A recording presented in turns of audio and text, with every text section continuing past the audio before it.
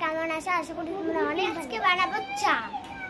তোমরা দেখতে থাকো আমি চা কিভাবে। এখন আমি যাবো রান্না করে।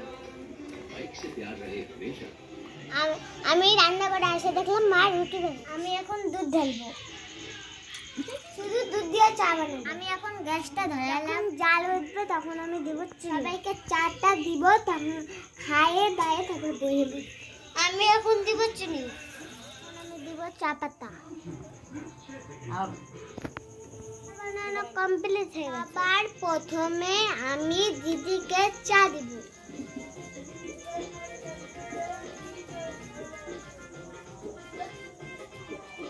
দিদি চা খাইয়ে দেখ কেমন হয়েছে।